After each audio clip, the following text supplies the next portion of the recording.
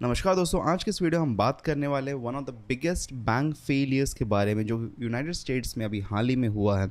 तो Friday 10 of March 2023 को SVB bank, जिसका नाम सिलिकॉन वैली बैंक है, वो कम्प्लीटली शट डाउन और कोलैप्स हो चुका है यूनाइटेड स्टेट्स में, जिसको हम वन ऑफ द सबसे बड़ा बैंक फेलियर्स कह सकते हैं। तो इसके पहले 2008 सितंबर में वॉशिंगटन म्यूचुअल बैंक भी फेल हुआ था कुछ इसी तरीके से, और एसवीबी बैंक का failure second largest bank failure है यूनाइटेड स्टेट्स में। और हालांकि अगर हम देखें तो एसवीबी बैंक जो था ये 16th लार्जेस्ट बैंक भी था यूनाइटेड स्टेट्स में जो कि ऑपरेट करता था। लेकिन अब हुआ क्या यहाँ पे एग्जैक्टली क्या प्रॉब्लम्स की वजह से ये कम्प्लीटली शट डाउन हो गया, उन सभी चीज़ों के बारे में आज हम बात करने वाले हैं इस एपिसोड में। तो दोस्तों, सबसे पहली एंड फॉरमोस्ट बात यहाँ पे ये है कि 16th लार्जेस्ट बैंक होने के बावजूद भी एसवीबी बैंक के साथ में ऐसा क्या हुआ कि ये कम्प्लीटली शट डाउन हो गया फ्राइडे को, और सिर्फ 48 घंटे के अंदर ये बैंक कम्प्लीटली ख़त्म हो चुका है। तो इसके बारे में चलिए बात करते हैं। सबसे पहली एंड फॉरमोस्ट थिंग होती है कि एक बैंक काम किस बेसिस पे करता है। तो इसको अगर हम समझ जाएं तो हम सारी चीज़ों को समझ सकते हैं। देखिए, एक बैंक जो होता है वो डिपॉजिटर से, कस्टमर से पैसे डिपॉजिट मतलब एक तरीके से लेता है, ठीक है। अब बैंक में जब पैसे डिपॉजिट होते हैं, जब बैंक के पास में पैसा आता है तो बैंक क्या करता है, उन पैसों को, डिपॉजिट जो होते हैं पैसे, उनको यूज़ करता है सिक्योरिटीज़ को बाय करने के लिए, जैसे कि बॉन्ड्स हो गए, इक्विटीज़ हो गए, या फिर अलग अलग जगहों पे वो इन्वेस्ट करता है उन पैसों को, ताकि उसके ऊपर उसको ग्रोथ मिल सके। अब एक आइडियल सिचुएशन में कभी भी ऐसा नहीं होता है कि हम ये मान के चलते हैं बैंक इंडस्ट्री में कि एक आइडियल सिचुएशन में सभी लोग जिन्होंने पैसे डिपॉजिट किए वो सभी पैसे मांगने वापस नहीं आएंगे। और यही सिचुएशन को हम ध्यान में रखते हुए बैंक्स क्या करती हैं कि वो पैसों को इन्वेस्ट करके रखती हैं। इस तरीके से बैंक जो उनका प्रॉफिट होता है वो जनरेट करता है।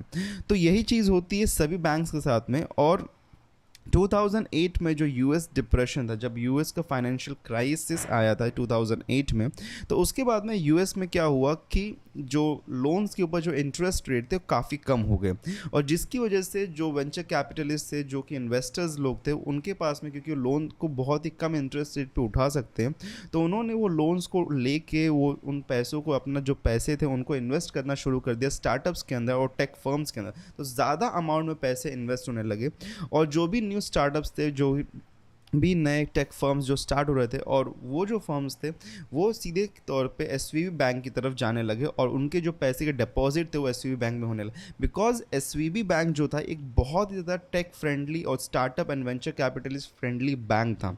तो बहुत ज़्यादा ये स्टार्टअप्स को अट्रैक्ट करता था। स्टार्टअप्स, क्योंकि इसके नाम में आप देख सकते हैं कि सिलिकॉन वैली बैंक है, तो सिलिकॉन वैली को हम बोलते हैं कोर हब माना जाता है यूनाइटेड स्टेट्स का, और वहाँ पे मोस्टली सभी स्टार्टअप्स ही होते हैं। तो सारे के सारे स्टार्टअप्स जो थे उनके अकाउंट्स होते थे डायरेक्टली एसवीबी बैंक में, और सभी डिपॉजिट एसवीबी बैंक में जाते थे। तो इसीलिए हम इसको स्टार्टअप फ्रेंडली बैंक भी बोलते हैं। अब दोस्तों, हुआ क्या कि एग्जैक्टली अगर हम देखें तो लास्ट ईयर, मतलब कि 2022 मार्च में, जो कि यूएस का फेडरल रिजर्व है, उन्होंने जो इंटरेस्ट रेट थे लोन्स वगैरह के ऊपर, वो सब के जो इंटरेस्ट रेट थे उसको बढ़ाना शुरू कर दिया। 0.5% था लास्ट मार्च 2022 में, लेकिन अभी फ़िलहाल में जो इंटरेस्ट रेट वहाँ पे जो हाइक कर गया था वो 4.75% से हाइक कर गया था। तो 4.75% का हाइक के बाद भी अभी ये माना जा रहा था कि अराउंड ये 5.75% तक जा सकता है।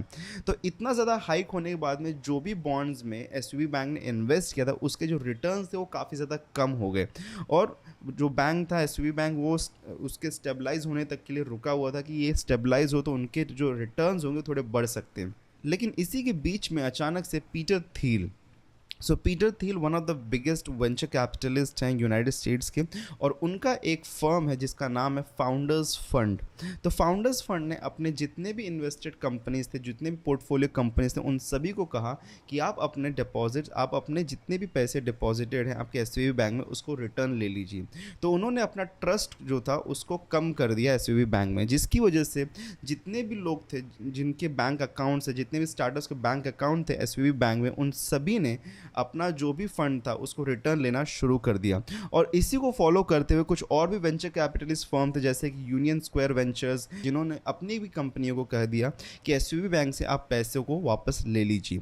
और जिसकी वजह से हुआ क्या कि बहुत ज़्यादा एक हाई डिमांड आ गया विड्रॉवल्स का एसवीबी बैंक के पास में। तो एसवीबी बैंक ने इस डिमांड को फुलफिल करने $21 बिलियन का सिक्योरिटीज़ को सेल किया at a loss of $1.8 billion. तो $1.8 बिलियन के लॉस पे उन्होंने $21 बिलियन की सिक्योरिटीज़ को सेल किया 8 मार्च को।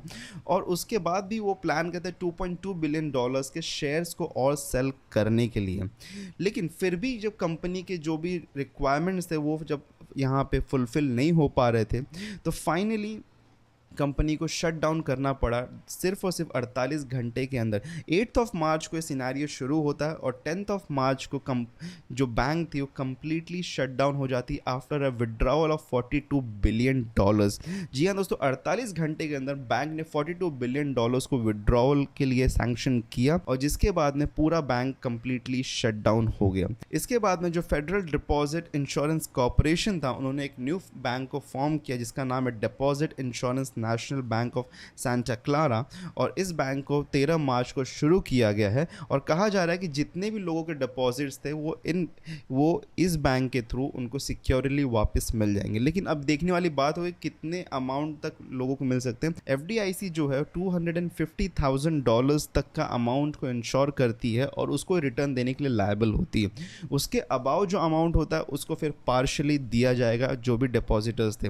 अब इसकी वजह से जो हम यहाँ पे देखें तो पूरी तरीके से जितने भी इन्वेस्टमेंट फर्म्स हैं, जितने भी मतलब बिजनेसेस या फिर टेक स्टार्टअप्स हम कह सकते हैं, वो कम्प्लीटली यहाँ पे एक तरीके से वो बहुत ज़्यादा प्रॉब्लम में आ जाते हैं। Because more than 10,000 small businesses के अकाउंट थे एसवीबी बैंक में और जो कि नेक्स्ट 30 डेज में जो भी पेरोल्स उनको देना हो, जो भी सैलरीज उनको देनी होगी, वो अफेक्ट होंगी इसकी वजह से।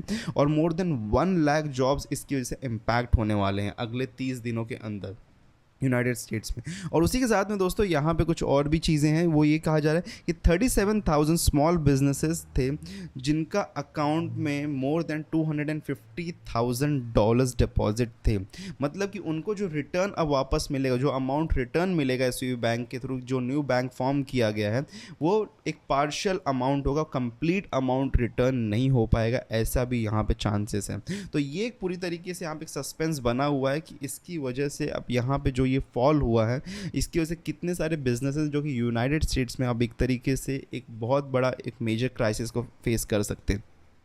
अब दोस्तों इसका अगर हम देखें तो इसका एक इम्पैक्ट जो इंडिया पे है, इंडिया पे कोई स्पेसिफिक बड़ा इम्पैक्ट नहीं, बिकॉज एसबीआई वगैरह ने ऑलरेडी कहते हैं कि एसवीबी बैंक जो था बहुत ही छोटा बैंक था और हमारा कोई भी रिलेशनशिप ऐसे बैंक से नहीं था जिसकी वजह से इंडियन इकोनॉमी में या फिर इंडियन फाइनेंशियल जो भी इंस्टीट्यूशन उसके ऊपर कोई भी इफेक्ट नहीं पड़ता।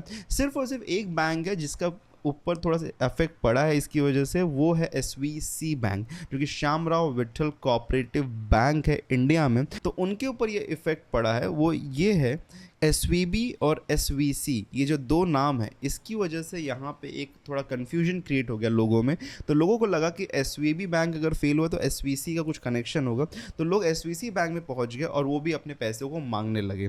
तो ये एक यहाँ पे कन्फ्यूजन क्रिएट हो गया, जिसके लिए एसवीसी बैंक ने ऑफिशियली एक नोटिस को जारी किया है। वो कहता है कि हमारा कोई भी रिलेशनशिप नहीं था एसवीबी बैंक के साथ में और आपके जो भी पैसे इन्वेस्टेड थे वो कम्प्लीटली सेफ हैं हमारे बैंक में। तो आप बिल्कुल भी चिंता मत करिए इसके बारे में, बिकॉज हमारा कोई भी रिलेशनशिप उस बैंक से नहीं था। तो दोस्तों ये था एक ओवरऑल सिनेरियो जो कि हैपन हुआ पिछले फ्राइडे को। और ऐसी और भी जानकारियों के लिए हमारे चैनल सब्सक्राइब करना बिल्कुल मत भूलिएगा। मिलते एक दूसरे वीडियो में, तब तक के लिए गुड बाय।